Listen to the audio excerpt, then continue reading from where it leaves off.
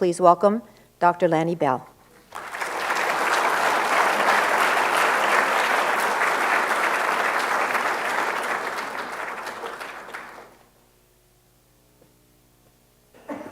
Okay, it's working. I can tell it's working. Yes, okay. So, Caroline, you did stumble over Oriental Institute, and that's not surprising because when I was there, we called it the Old Mental Institute. Oh. Okay. All right. So, I'm going to write down what time I start, because that's a good clue to me. It's when I should stop. It's better that you say, why didn't he go on, rather than why didn't he stop 10 minutes ago?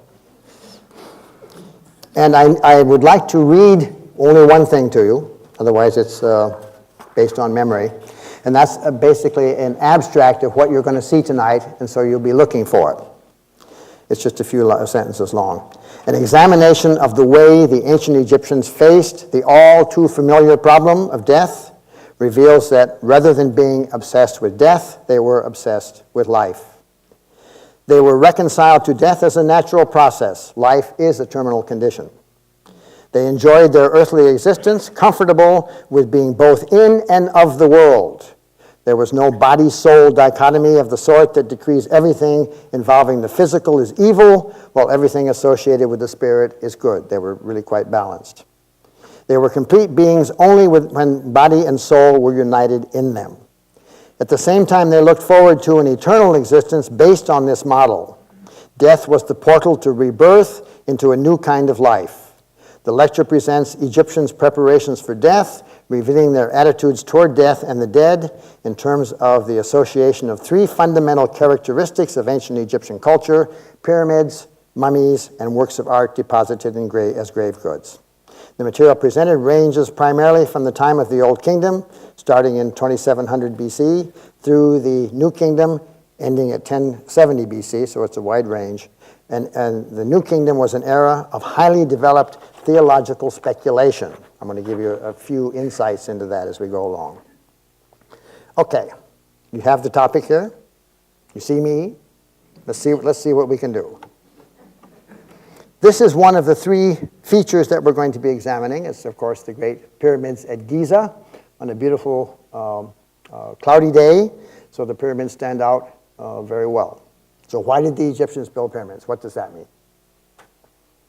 This is the mummy of Ramses II, who lived to be 84 to 90, somewhere in there. He reigned for 67 years, so he was no spring chicken when he died.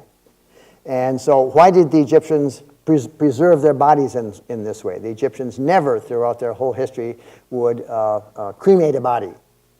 The only exception to you having to have your body was if you drowned in the Nile, and they couldn't find your body because it washed out to sea or because the animals or the fish had eaten it, you could associate yourself with Osiris, who, according to one of the Osirian myths, also drowned. And so if you drown, you become an Osiris and you go right to the netherworld. And then they put these wonderful museum-worthy objects of art in their tombs as well. They sometimes prepare these monuments just for the tomb. And so they want to have them with them in the other world, and we want to know why. It may be this plastic sculpture here, or it might be these wonderful tomb paintings, this one from the New Kingdom at Thebes, which shows what we describe in our own terminology as actions of daily life. But for the Egyptians, it meant something entirely different. It's not just something nice to look at. It actually means whatever I depict is going to happen in the next world. So the simplest burial is, of course, a hole in the ground with the body flexed in this position with the knees drawn up. And that has a practical reason and a symbolic reason. The practical reason is that if you're going to bury somebody and you fold them up like this, you don't have to build such a long burial chamber. So, right, put them in there. And then the Egyptians also were very aware of the position of the fetus in the womb. And you think, how could the Egyptians possibly know something so sophisticated as that? Remember, they were making mummies. They had to take bodies apart. They studied the anatomy while they were doing it. And they wrote very extensive anatomical treatises One of the most important ones is the Edwin Smith surgical papyrus. So the doctor comes and examines you, says, I think I can treat you, or you're too bad. And then they go on to describe what the doctor should do. So these bodies are nothing but skeletons now. And they were buried with artifacts. You see pottery and other little things in there with them. Those numbers are German, but still.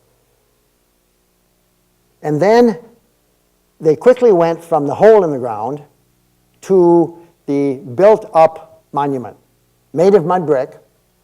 In the beginning of time, the Egyptians thought that God had told them to build in Nile mud and with reeds, and so they did that. And even as they made monuments cut in the mountain or built up, they pretended that they were still building with mud and reeds so as not to offend God. So here we have two examples of tombs from the period of about 31,000 BC, so 5,000 years ago, roughly. There's no exam, so 5,000 years ago. They're two different types, but they have much more in common than they have different. So the upper one is rather a simple thing, and the lower one is rather a more elaborate one. The upper one is the more important, in fact, because of its ritual history.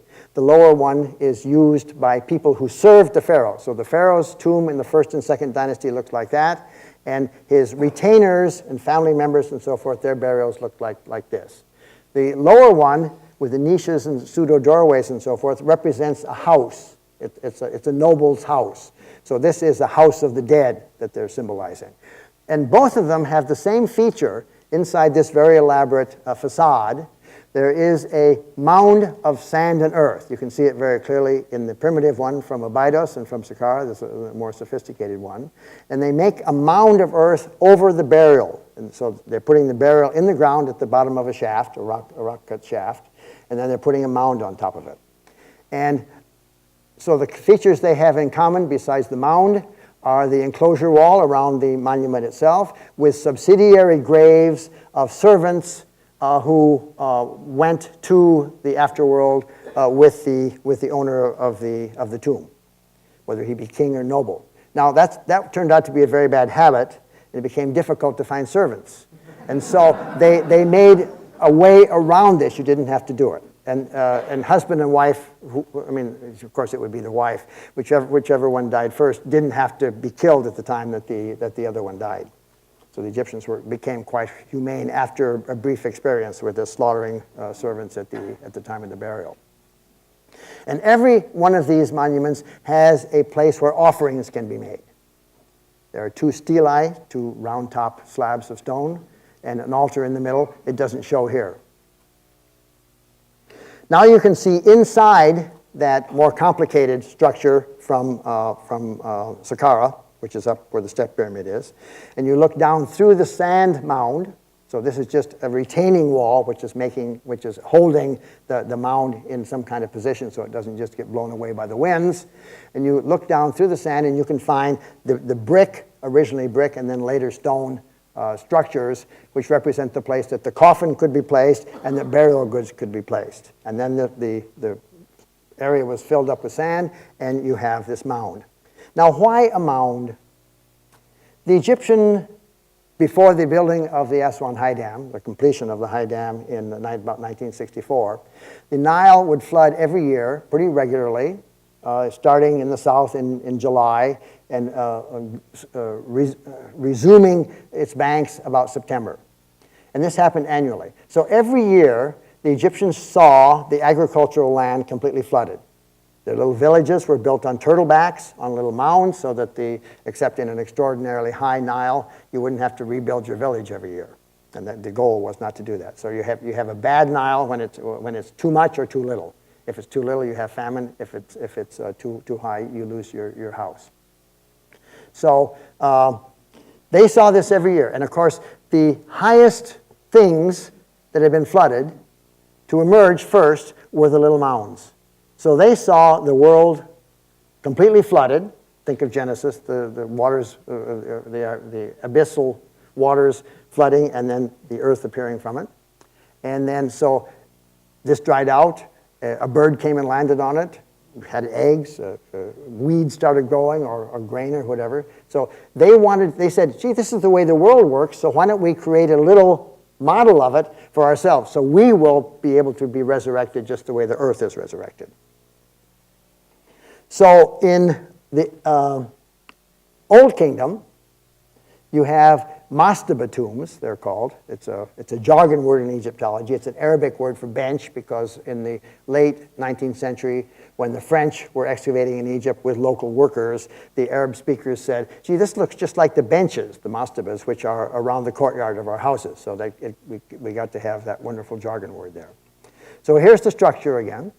Here's the offering shack. It's built of stone this time. It has two rectangular openings, which are the opening for the shafts, his and hers. They don't have to go in at the same time, leading in the burial shaft down to the burial chamber, where the body is laid in the coffin and offerings are placed beside. So the earliest burials were close to the ground, to the surface of the ground, and the later burials became more sophisticated. There was a disadvantage to that. Now these are mastabas. At Giza, I'm standing, I stole the photograph from National Geographic. I'm standing on top of the Great Pyramid of Giza, and I'm looking at a city of the dead, with the houses here, the mastabas, with the streets in between them. So the ones closest to the pyramid, remember I'm on the pyramid here, are those of his sons who predeceased him. So the size is important. And so the ones that were closer to him in life got to be closer to him in death, because only the king at this time had the divine right to be resurrected. And they thought maybe if you can go up on the coattails of the king as he's going up to join the sun and the stars, then you'll be all right. Each of them have these two little openings at the top. And a little bit later, somebody comes along and builds a little shack. A shack tomb across one of these streets. So we have a slum here. And think of these as Levitt towns. Some of you know what that means. Levitt towns are towns that were mass-produced, and then when people bought it, they just moved into it. Well, some of these mastabas, most of these mastabas, were made in anticipation of someone dying and needing to have a tomb. And they left out the crucial slab inside that had the name of the person who owned it, so that as you died, you got to have your own setting. Now, in the 1970s, a British expedition north of the Step Pyramid at Saqqara excavated the area of the tombs of the nobles of the First Dynasty. And this is the foundation of one of them. This was buried originally, and the rectangular structure was up on top. So this is the substructure, not the rectangular superstructure on top. And they tried to make it solid. This is a foundation that they're giving for it. They tried to make it solid. And so they made this platform, which turns out to be little steps. Well, this is, of course, a prototype for the Step Pyramid, which happened 2 dynasties later, at the beginning of the 3rd dynasty. So it's not surprising that the next step is that the Egyptians experiment under the brilliant architect, the first architect in history, in fact, named Imhotep, that he starts building with blocks of stone. But because the Egyptians are supposed to have been told by God to build in mud, he was a little timid about this. He had no idea if stone was going to be as good as brick, had been always, and wouldn't irritate God. And so the bricks the stones that he used are just large brick size.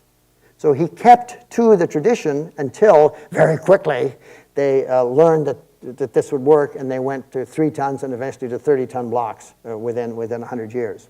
So this started out as a mastaba. You can just basically pick out that flat rectangular shape here, trapezoidal shape, and then the architect decided, well, the king's still around, I'm still around, so we'll expand it, we'll make a bigger one, and then why not add more and more steps on top? This step pyramid was never made into a smooth side pyramid. It always had steps all the way up. And the hieroglyph for ancient tomb or ancient pyramid, the most ancient pyramid, is in fact a step pyramid. All right. Now, so this allows the dead to go up on a ladder. The Egyptians use this image. They can go up on a ladder to heaven. So these are the steps by which you can make your way to heaven. So time went on. This is the second pyramid. This was built by the father of the first ruler of the 4th dynasty, who is Khufu, or Cheops, who built the Great Pyramid. So Snefru actually had 3 pyramids.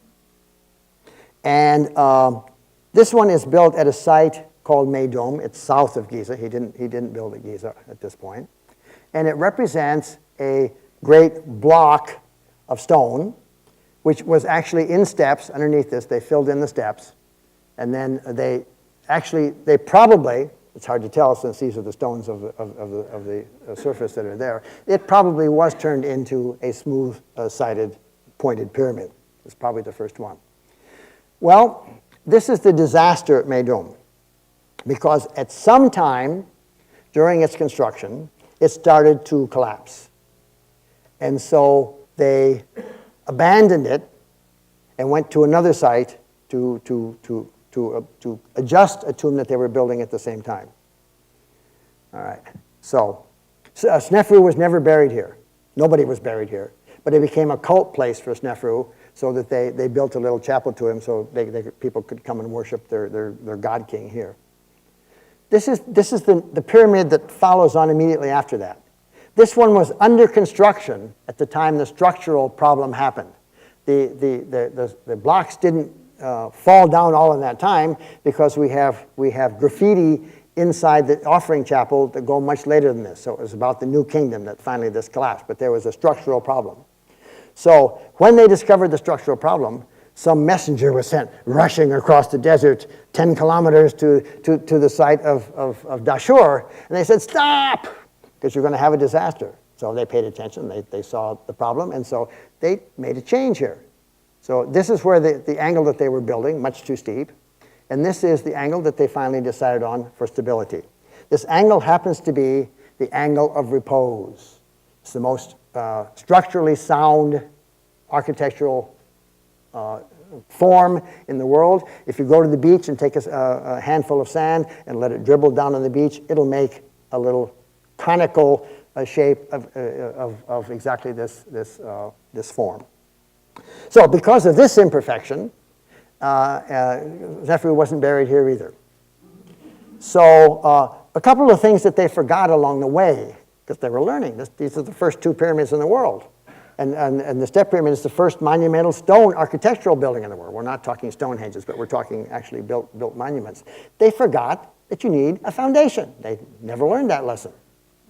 Many people ask if the Martians were helping the Egyptians build the pyramids. I say, well, if the Martians were helping, they didn't know a damn thing about building pyramids either, because they didn't tell them about foundations. So eventually, Snefru made a perfect pyramid at Dashur, which we can visit today. It's called the Red Pyramid. And it is the predecessor of the Great Pyramid of Giza, done by his son. So this is his son. This is Khufu. This is Khafre. This is his son. And then this is a later member of the dynasty. There was a brother of Khephren who went to another site to build for himself. So you're looking now, there's the mastaba field that I showed you, the tombs of the subsidiary people. We're up on the Giza Plateau. You can look down in the Nile Valley. The Nile is back here in the background. There are structures around the pyramids. This is a museum housing a 120-foot Cedar of Lebanon boat, which was found in 1954 in a pit when they were cleaning around the pyramid. They said, "Oh, there's a lid here," so we picked it off, and there was the boat. It was a boat kit. It was in pieces. It took 25 years to figure out how to put it back together, but it's successfully done.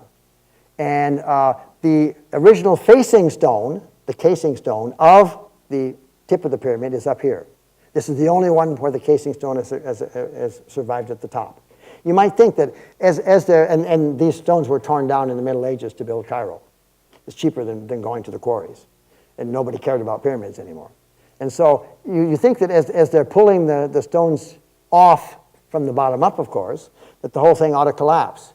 But it doesn't, because the back of the casing stones is stepped so that it fits right into and rests upon the stone. So it's not bearing, the lower stuff is not bearing the weight of all this crushing down on it. Now, pyramids are not glorious monuments standing in the middle of nowhere. This is a pyramid at Abu Sir, where my tours go now, and it's of the 5th dynasty, and it shows the pyramid. It shows that there was a pyramidion, a small pyramid up on top, which was cased in sheet gold or in bronze somehow, so that as the rising sun coming from over here, the Nile's down here, coming from here, would hit the peak first, and it would seem that the rays of the sun were descending from the sides and the corners of the pyramids. And the pyramid is definitely a solar symbol. So in addition to a staircase climbing up to heaven, this also represents the sun in the sky, God in fact, with the rays of the sun coming down to the 4 corners of the flat earth, which the Egyptians had conceived. So there is a temple up here dedicated to the cult of the king, and then there's a causeway, a covered walkway, ceremonial walkway, going down to the river. The color of the ground is changed over here because the German architect didn't wish to have to stretch this out and just waste paper. So he said, all right, it starts here and it continues down here. So that's what this is all about. Then it goes down to the Valley Temple. We're not quite sure what happened in the Valley Temple. There's another Valley Temple over there. The architects gave us a sample mastaba. This is the Queen's Pyramid. So this is what a pyramid's like. It's definitely not a beacon for summoning spaceships. Okay. The pyramid form did not cease to be used, and it was used only by royalty, did not cease to be used after the great construction of the 4th dynasty pyramids.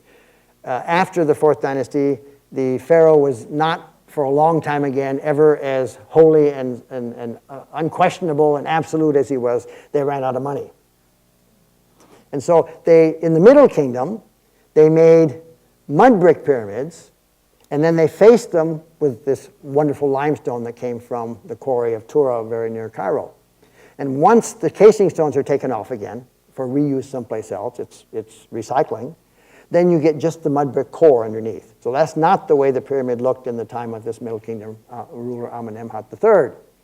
But that's the way it looks now. And now because of the Aswan High Dam and the 300-mile lake to the south of Aswan, the Aswan High Dam, you get much more rain than you ever got before in Egypt. In Egypt, it used to rain maybe 1 time a century. And the Egyptians write about rushing out to see the waters coming from heaven. They couldn't believe it. And the cascades that were coming off the mountains in Thebes. But now it's much more common thing. So they're disintegrating rapidly. Well, these pyramids continued down to the time of the beginning of the 18th dynasty. So down to 1550 BC or so. And then they were abandoned by the kings. Most of the pyramids by this time had already been robbed, and so the Egyptian king said, we got to do something different. This isn't working. I mean, building a pyramid is a dead giveaway. You say, okay, come here, come here, all right? All right, so they then transferred the royal tombs to the valley, what we know as the Valley of the Kings. It was a wadi and a royal, which in fact the Egyptians opened up the bottom end of it in order to have the funeral ceremonies go on along the way when someone had to be buried. And that's the tomb of Ramses VI, which is what hid the tomb of Tutankhamun down here, so Howard Carter could be the one who discovered it, because all the debris that came out of the construction of this big 20th dynasty tomb came down across the tomb of Tutankhamun. Tutankhamun's memory was being suppressed because he was too tightly associated with the heretic period of Akhenaten. And so it was there waiting for Carter. And on top of all of these tombs in there are now 64 tombs, all 60, on top of the tombs, there is a mountain pyramid. So you no longer have to build a minuscule little pyramid like that. This is 1,500 feet high. This is the pyramid that serves for all the burials which are underneath it. But it's a natural pyramid. It's a holy mountain. When the kings moved to the Valley of the Kings, then the nobility were able to use the pyramid form. It was a royal prerogative until the king gave it up, and then the important people of the realm who could afford it were making them as well. These are some tombs that I was responsible for the University of Pennsylvania Theban tomb project. For scale, Here's a local inhabitant of the house. The houses I bought the houses, and then they've all been torn down now so that excavation can proceed underneath them. And up on top of the hill is built into the mountain itself, just faced so you don't have to clear a platform. They made a mud brick pyramid. And you can tell by the scale that you can actually walk into this. There's a little offering chamber in there. And it was all painted, it was all plastered and then painted white, so it would glisten, and there would be a pyramid stone up on top as well. So this is what people were able to do. And my site is the largest pyramids that were ever built by private individuals in the Theban area. And what they're trying to do is they're trying to replicate, for their tombs, the Holy Mountain. And so this is the chunk of the pyramid, and you can see that it has been plastered, and of course it was originally painted, that they had on top of their monuments. Now these pyramid tombs are represented for us, conveniently, by the people who were buried in the Theban tombs during the New Kingdom. So they show the Theban mountain running down, with ceremonies at the time of burial, prayers and offerings, and a ritual called the opening of the mouth, where you allow the dead person to speak and to breathe and to hear and to see and so forth, ritually. And then they have the entrance to the tomb, which is a wooden door. And on top of that, you have a reference to the sun, and then there's the pyramid up on top with the pyramidion and a little niche for putting a statue of some kind. So they show us just what these tombs were like. Now, in the 1970s, late 1970s, the French mission working on the west bank of the Nile at Luxor in a village called Deir el-Medina, which is the village of the craftsmen who excavated and decorated the tombs in the Valley of the Kings throughout the New Kingdom.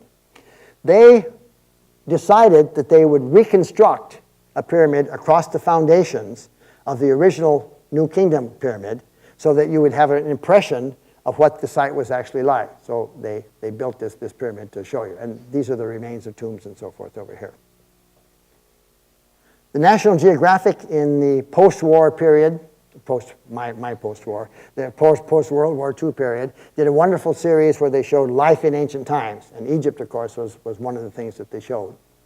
And so they show a tomb at Deir el-Medina, this artisan's workshop, where they've combined everything together in Western perspective to give you a clearer idea what's going on.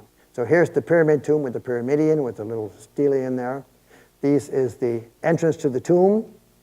This is the place that you're going to place the dead. So first you have to stand him up and do this funeral ritual. These are the mourning women, the members of the family, and sometimes professional mourners as well. And here are the workmen who are standing by ready to close it. So they've got everything in here. And these are the things that are coming up to the tomb, as well as these mysterious ritual dances which date back to 2000 BC. Again, just to help you visualize what's going on. Then our colleagues up at the French mission in Karnak made a sketch of the way that the pyramid cemetery would have looked had, of course, we have to imagine, that nothing decayed and fell down. They just show us at one time, this is the way they would like it to have been seen. The Egyptians would like it to have been seen, but of course that's not human, that's not possible. Now the pyramid doesn't even die when we get to the Roman period.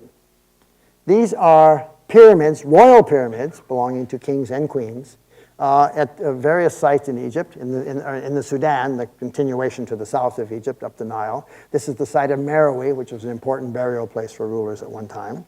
And the Sudanese Antiquities Department made a reconstruction here using the standing monument and filling it in and showing the pylon gateway that they have and so forth. And then up at the top, there's some different conception. The top of the pyramid doesn't end in a point, so I'm not quite sure what the Sudanese are doing. And here's another pyramid that they built from whole cloth over the foundations of the ancient one. And then another site, Gebel Barkal in the Sudan, where you get this field of royal pyramids. Now these pyramids look much more like the pyramids of the nobles in the Theban area, they were also in the Memphite area, rather than, of course, the Great Pyramid of Giza. Now, remember the Romans conquered Egypt. Remember Octavian, Augustus, and Antony and Cleopatra and Bernard Shaw and all these kind of things. A man called Gaius Cestius was an agent for Augustus after 30 BC, after the Battle of Actium, after the death of Cleopatra and Antony. And Gaius Cestius spent some time in Egypt. We don't know what he was doing exactly. But when he came back, he decided, I'm going to make myself a pyramid. So he carried the pyramid to Rome. And this pyramid is still standing. It's in Rome. It's the head of the Ostian Way here, coming out the Porta San Paolo. And there's apparently a bus stop nearby. So if you've been to Rome and you're trying to go to Ostia, you may have stopped at the bus stop. But whether you notice the pyramid or not is another thing. The pyramid is made of Roman concrete overlain with slabs of marble. And there it is. He has a little plaque around the side here which says who he is and what he did. Otherwise, we probably wouldn't know what this was. So Rome got the pyramid. There was, with Augustus Caesar's conquest of Egypt, there was a period of Egyptomania. And we get Egyptomania periods every now and then. For instance, when Tutankhamun's tomb, Egypt was discovered. Egypt was all the rage. Whenever something important happens in the world, then people go back to Egyptology. So the Romans were the first ones who liked to copy the power of the pharaohs and so forth and take it back to Rome as a kind of a monument to their own strength. This is the earliest American pyramid. It's from Phoenix. It's up on top of a little hill where there's something called the Papago Park. And so you walk up and you find the burial place of George P. Hunt. And he was the first governor of the state of Arizona. And he I forget if he was Democrat or Republican. Anyway, they switched with each other. Every year someone gets elected and then they do a bad job and someone else comes in. So these guys rotated up until 1933. So George P. Hunt was the first, the third, the fifth, that kind of stuff, governor of Arizona. And his wife's family is actually buried there. And he, of course, was allowed to join them. And they had been to Egypt, so they also thought that Egyptian pyramids was a great thing. This is the most recent American pyramid. And a famous Egyptologist, Mark Lehner, who works in the Giza area and is a specialist on the Sphinx, acted as consultant for the company that wanted to do this. And Mark had to take a year off from teaching because he made more money consulting than they were paying him as a professor. So he had to not take a salary. And so here's his conception of the Sphinx and the conception of the Great Pyramid. Now this to me is very important because since the casing stones are gone from the Great Pyramid and we don't know what was written on the outside, now we have an idea. In actuality, of course, there was nothing written on the outside of the pyramid. The decoration was in the temples that were associated with the pyramid. And even the pyramid texts were not written inside pyramids until the end of the 5th dynasty. Anyway, when I went to lecture at Las Vegas, I didn't go there to play. I didn't even go inside, perish the thought. But I had to go take a picture of the Great Pyramid and the Sphinx. And the Avenue of Sphinxes from Karnak as well. So America also has the pyramid in the Great Seal, which appears still on our dollar bill, worthless though it seems to be sometimes. And this is the Eye of God. That's the pyramid up on top. This is all due to the Freemasonry of our founding fathers. They incorporated all kinds of Egyptian ideas, particularly since they were Masons and the Egyptians were such great builders, they regarded them as their ancestors. So this is the new order of the world with the Great Pyramid there. And the Egyptians imagined also that in the pyramid stone was the god himself, because we have Egyptian pyramidia that have divine eyes on them as well. So, at the top of every obelisk, which is a Greek term, which means a rod, which is a spit. So if you want to charbroil something, you put it on a spit. And so they said that this looked like a big spit. And obelisks have to be monolithic for the ancient Egyptians, monumental ones. They have to be made of a single extracted colossal block of red granite from Aswan. And up on the top of them, you have a little pyramidion. The Egyptian name for the obelisk is poker or piercer, because they saw it as kind of like the axis of the world tree. It penetrates from the earth to the sky and gives us access to God. It has many more symbolic representations. I wrote an article about it, but you won't get that now. Anyway, this one is in Central Park, out behind the Metropolitan Museum of Art. It was recovered from Alexandria. It and its co-obelisk are in the Central Park and on the Thames in London. They were gifts by the Egyptian government to America and Britain. This is the biggest obelisk in the world, but it's a fake obelisk, of course, because it's not monolithic. This is the Washington Monument. It's built up of blocks by the Masons again. And so this is the way the Egyptians would like to have seen it. They never saw it, of course, but they'd like to have seen it this way. And this is because they imagined that the sun was radiating from it. Because in the particular granite that they have, there's a lot of quartz, and it looks like sparkle and so forth. And once in a while, the Egyptians knew that gold was associated with quartz, and so it became a symbolic thing for them. And we wind up in my little cemetery in Old Saybrook, Connecticut, where we have, in a very brief period, the last third, perhaps, of the 19th century and the first decade or so of the 20th century, where important people had obelisks made to be put over the graves of their deceased ones. They weren't all Masons, but I think the idea of this being a resurrection symbol, the rising of the sun and so forth, and piercing the heaven actually was on their mind. But they're very reticent about saying it. I've been going to cemeteries for years looking for some symbol that might tell me what they thought they were doing. And the best one that I found in a little cemetery in Connecticut, not in here, is the finger of the Lord pointing up to heaven. And I think that's really what they had in mind. So they understood, strangely enough, they understood, just as the Romans had done in the time of Augustus Caesar, they understood what the obelisk really was all about. Okay, so we finished with pyramids and obelisks, everything you ever wanted to know and more. So now we turn to the mummies. So this is one of these primitive burials from the beginning of time, 5,000 years ago. Yeah, 5,000 years ago. And it's now in the British Museum. So they've tried to replicate a burial pit with Ginger, that's her name because she had red hair when she was first found, is lying in here. The British Museum occasionally goes through and updates what her burial goods would have really been on the basis of knowledge of the way things developed in Egypt. But anyway, she's lying there ready for you. And she's a natural mummy. She's never been treated. She was buried so close to the surface, as the older ones were, that the sun had time to dry her out before her body could corrupt. So she's sort of cooked, but it really was drying her out. So that's what mummification is all about. There's nothing magical about mummification. When the Egyptians had to turn to artificial mummification, they knew what they had to do. And they had to turn to artificial mummification because of scenes like this.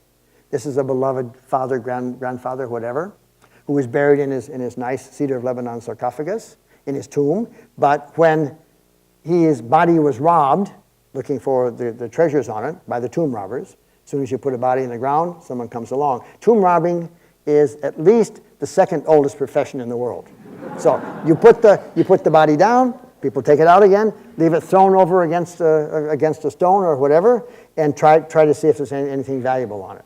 Well, when in the annual festival of the revival of the ancestors happens, people come over and see these tombs and they say, "Oh my goodness, that doesn't look like Uncle George anymore."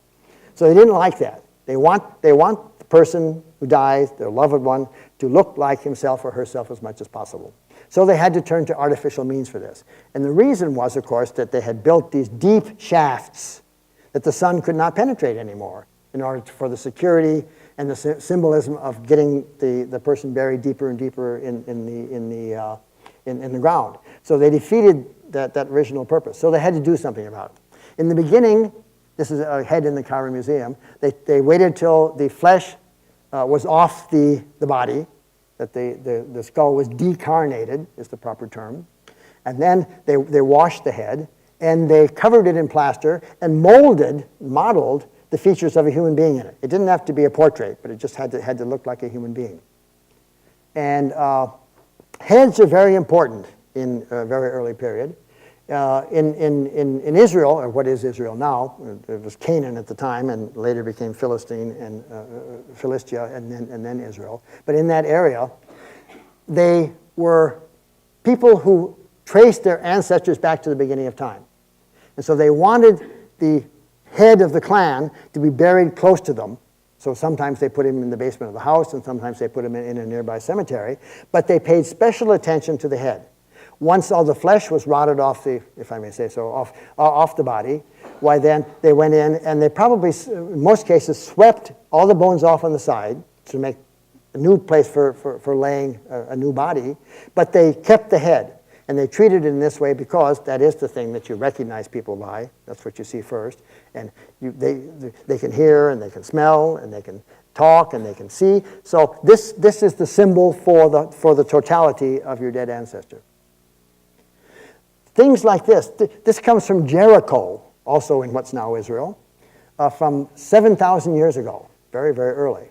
And it has nothing to do genetically with the Egyptian propensity for mummification. Mummification is practiced in many places in the world. And so it's the human brain again. You're all basically human, no matter what we think about superiority and inferiority. We're all basically humans. We're all created equal. So they also made special preparations for the eyes by putting in these little pieces of shell or of quartz or whatever over the form that they had molded and put this pseudo skin over.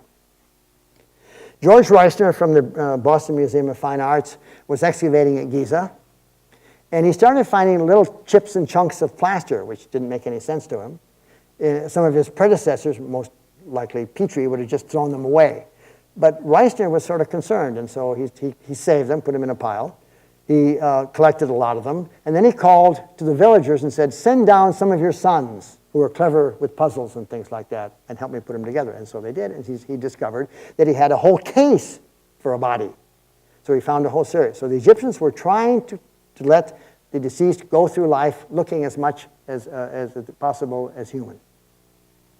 Now we come to the time of completely successful artificial mummification. This is the father of Ramses II, the pathetic guy we saw in the very beginning. This is the most perfect of the royal mummies, and they have learned completely how to do it. You've got to get all the fluid out of the body.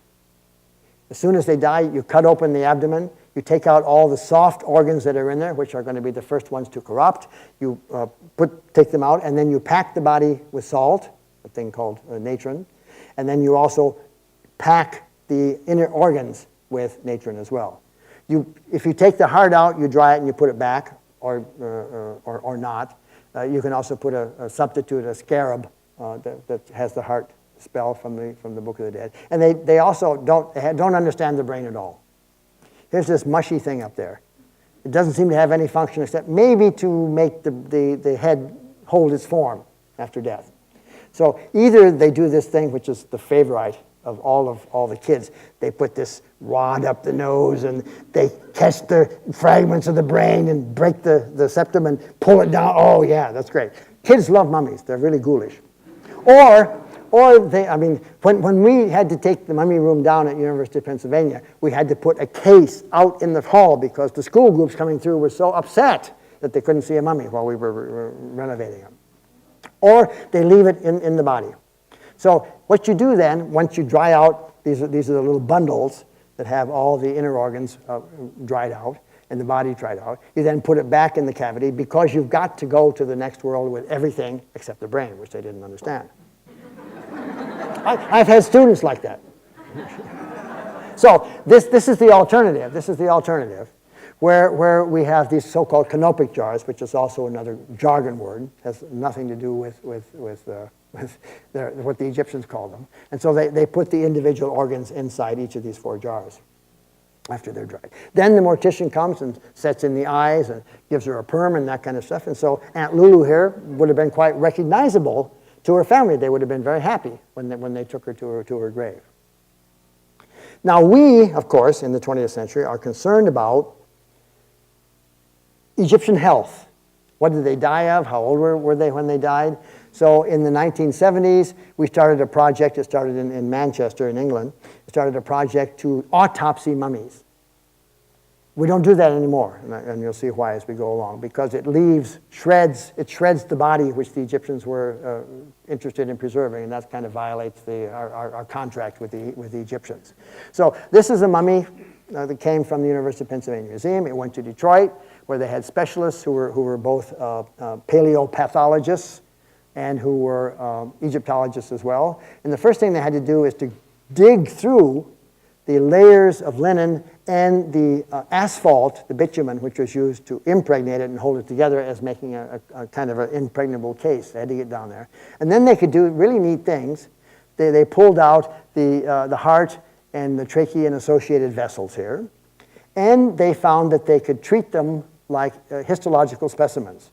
You're lying on the table, the doctor takes a sample of whatever you think might be infected with cancer or so forth. You get it rushed to the room where they can examine it, and then they dry it out and preserve it in wax, and they can make thin slices of it. Well, the Egyptians didn't do that, but the modern people before the invention of X-ray. This is Dr. Röntgen's invention, Röntgenology, in which as soon as it was discovered for medical purposes, everybody rushed to X-ray their mummies so they could see what was going on inside without having to destroy them, which is a good step forward. So this is a person lying on his back, or her back, and there is the bitumen, which was poured in to substitute for the brain. They wanted to put something in there so they would continue to function. You can see his eye socket, his nose, his mouth and chin, and so forth. When I first went to the University of Chicago, I rushed down to the Field Museum in Chicago in order to see the great mummy display that they had at the time, showing the mummies standing up wrapped and the X-rays beside them. Now we come to at least now the 21st century, but the late 20th century, and we are utilizing CAT scans. That's even better. You don't have to break up the coffin. You don't have to do anything. It's perfectly preserved. There's no danger. So we took the mummies from the Oriental Institute Museum across the street to the University Hospital and ran them through the CAT scans. Now, we did this at night because that's when the CAT scan machining is not in service. And also, it wasn't thought to be a good idea that the people who were getting CAT scans the next day should know that a dead body had been in there. But of course, everything was sterilized before the living person went into it. But that meant that we could then see, just as you can with a living specimen, we can see various cuts. There are the leg bones, there's the spine, there are some of the bundles. So we don't have to destroy these wretched things anymore. Now, sometimes that didn't work. This is a poor guy, or girl, I don't know which, who was buried at the site of Abydos in a nice wooden coffin, but the termites found her and it. And so the termites ate all the leather-like flesh off her, and they ate a good share of the wood that was there as well. So the Egyptians, again, we don't like this. So then they put masks and forms over the body so it would look more human. This is Tutankhamun, of course, in gold. This is a lady from the artisans' village at Medina in the New Kingdom who has a wooden coffin, but making her body, which is inside it, look more like a human being, anthropomorphic coffin. Tutankhamun has this headpiece because, of course, the head is the most important thing that they're thinking about. And then private people, this is from the late Greek or even the Byzantine period in Egypt, could make it out of something called cartonnage, which is papier-mâché, paper-mâché. So they had layers and layers of plaster and either papyrus or linen that they molded into a form. And it doesn't look like anybody. I mean, it looks human, that's all. And if you wanted to be specific, you could even write the name of the person that you intended on the mask. Then the Romans had these wonderful things with these plaster heads. The Romans bury people as though they're on a couch and they're lying down.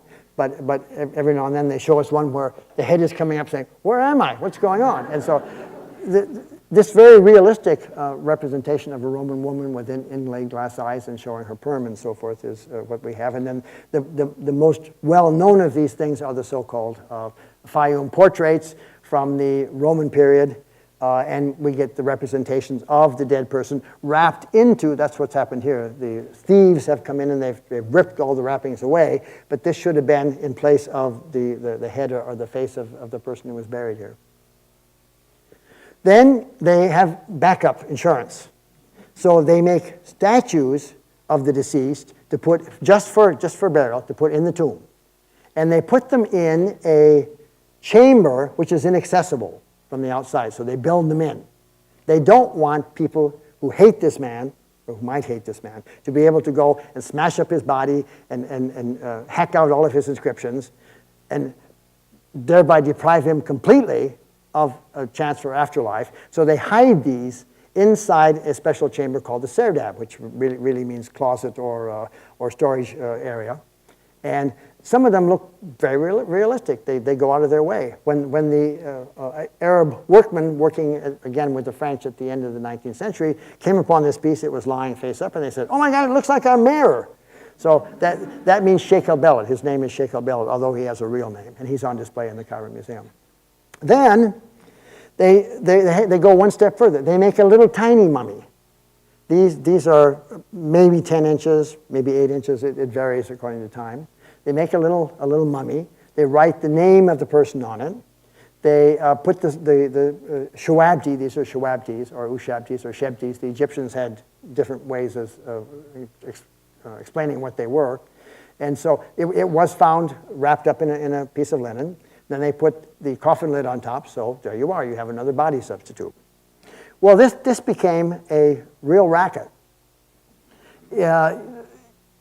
Down in the late period, so that means the first millennium, so for several hundred years, the Egyptians buried 400 shuabtis with the person. Started out with a single one, all wrapped up like that in the coffin. Now they make 400 of them to give you a better chance. So these are little agricultural tools which these guys have. If you'd look on the back of it, you'd find a little sand basket. So they're supposed to do the work that would be required of the dead person in the afterworld. So they make it possible for the dead person just to enjoy the afterlife and sit back and send his shuabdis out to do it. And the inscriptions, of course, name them and also say some of the things that they're supposed to do, the kind of mindless things that bureaucracies like to do. It's, if anyone shall say, take sand from the west and bring it to the east, or take sand from the east and take it to the west, you will speak up and say, I will do it. So these were the mindless jobs which they were expected to do. Now, 400 is not an arbitrary figure. 400 is one shuabdi for every day of the year, 365 days. They didn't bother with the fourth. And then also, for every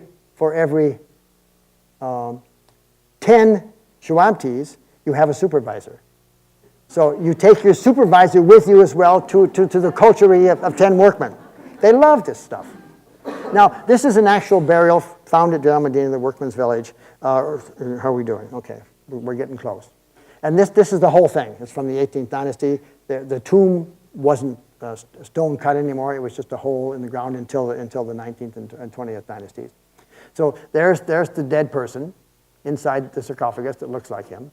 There's his favorite musical instrument, the lyre that he's taking with him. There are baskets and baskets of goodies and pottery full of wine and water and so forth. There's his little footstool, there's his bed and so forth. They can take the things from this life actually and put it in the tomb, or they can make a substitute. They can make something cheap and because you want to keep the real thing at home and use it again and put something like it in the tomb. So they can have not only the harp, but the harpist sing for them throughout all of eternity just by representing it. And you notice that he's actually blind. So in the musical tradition, that if you lose sight or some other sense, you'll be able to emphasize another activity even more. So that's they were not blinded, but they were born blind. And so sometimes in the text above, you get the actual song that the harper is singing, but here it's just talking about the people. Here they could take some of their actual clothing with them to the tomb. And this is not the clothing which they show us in their representations. So remember, the elite of Egypt, that is the pharaoh and his agents and his sons and daughters and so forth, they were the ones for whom Egypt worked. They were the ones who had education. They were the ones who had money. They could pursue this and carry it to the fullest. That the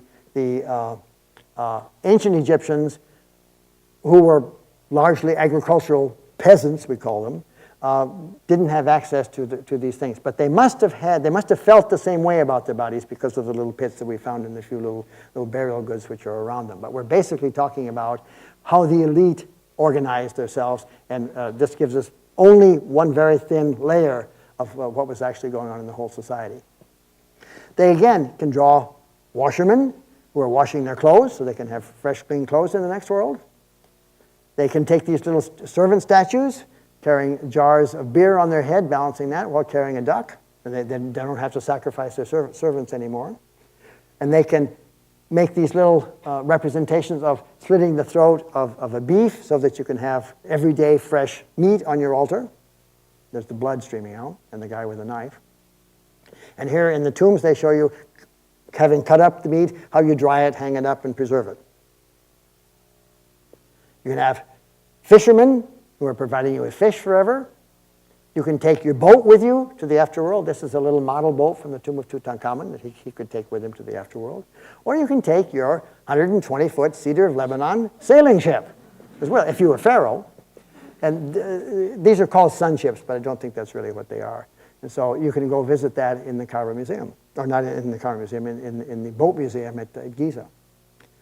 You can take a papyrus roll called the Book of the Dead, and you can represent yourself, there he is, in the solar bark with the baboon who represents the rising sun, making an offering before the sun god as he rises. You put yourself in the bark, and you get to join the sun as he goes through the sky every day. The Romans and Greeks used chariots. The Egyptians used ships for this purpose.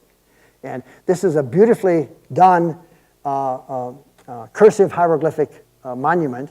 The owner of the tomb, whose name is in a scrawl up here, he goes into the shop, says, I like that. How much is it? Oh, I can afford it. Okay, we'll do it on the payment plan, whatever. And so then he takes it with him, and then they personalize it for him. And the man who personalized it for him hardly knew how to write. These were the professional scribes down here, and then we like it when they put his name in there anyway. This is the boat building spell from the Book of the Dead.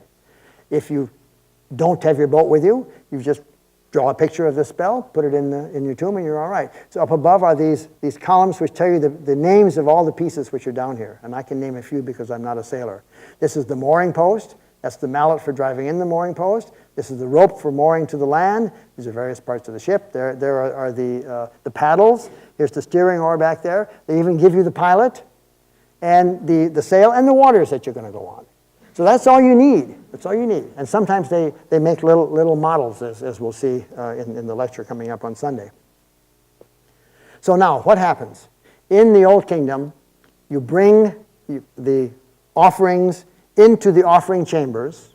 Nobody enters the burial. No one enters the burial, but the mastabas are open so that family members can come in on this annual festival and give fresh food to their relatives. And the mortuary priests are responsible every day for supplying meat and vegetables and whatever water to go on the altars as well. They put it down, leave it for 10 minutes, take it to another tomb, put it down, leave it for 10 minutes. It circulates. I mean, spirits don't eat much, and when you're finished, you don't see little mouse nibbles around the edge. So at the end of the day, as part of their payment, because they're not really producing anything, they get to take that home to help feed your family.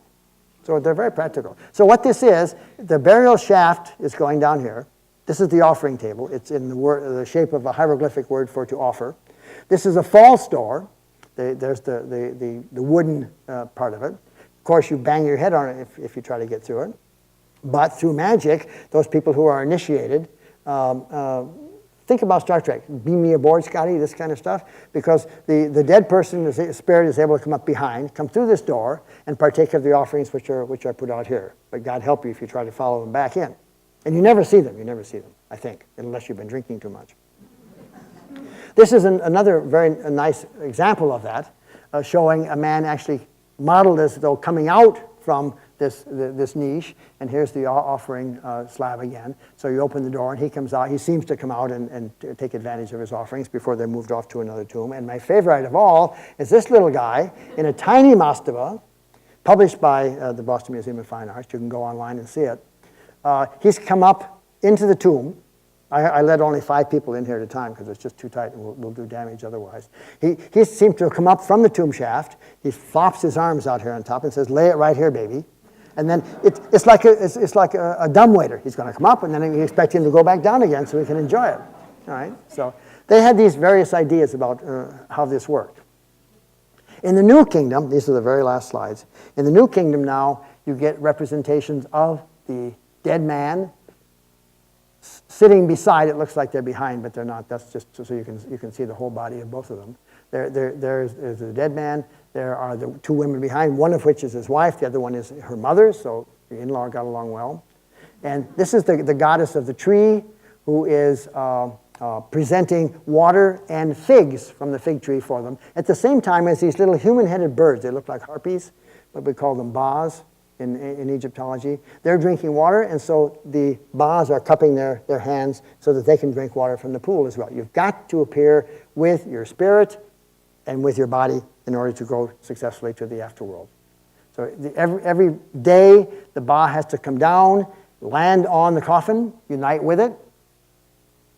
This is a lovely example from Tutankhamun. He has 2 bas, but that's a different lecture. These are supervisor shuaptis. Remember I said for every 10 workers there was a supervisor? Well, see, these guys have a different clothes. And this one has got the ba plastered on him. So the ba's never going to be separated from him. Now, this is what the Egyptians imagined was actually happening in the New Kingdom.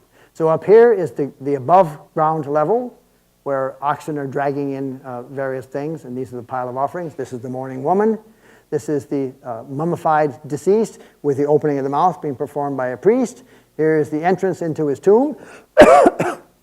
And then a shaft going down to where the burial is actually lying. So we've seen that represented architecturally. But there's the little ba shuttling back and forth, going down, taking from what's being offered up here and taking it down to the dead guy lying there stiff as a board. I mean, the old Boris Karloff mummy coming out and staggering, forget that. It's impossible. So he's facilitating the reunion. And I just added this little part over here. It's from the same thing, but a different view of it. Here is the little ba, which I have over here. And now you can see what is missing here, that the dead man is rising out of the tomb in conjunction with the sun. The sun is rising, and he's coming out of the tomb. And the Egyptians show action by not showing the whole body. They're showing us that this is a work in progress, that as he progresses out, you're going to see the whole body, but you don't see it here. And this is from the book, which we know as the Book of the Dead, which is called the Book of Going Forth by Day with the Sun. So that's really what it's called. So here's the little man holding his ba so it can't get away. And finally, here is a representation. It's the same man in 2 phases. He enters his tomb, and he comes out of the tomb accompanied by his ba. In reality, his body doesn't come out, but they show it that way, and only the ba comes out. So I know this is very complicated, but I hope that it helps you realize that the Egyptians are human after all. Thank you very much.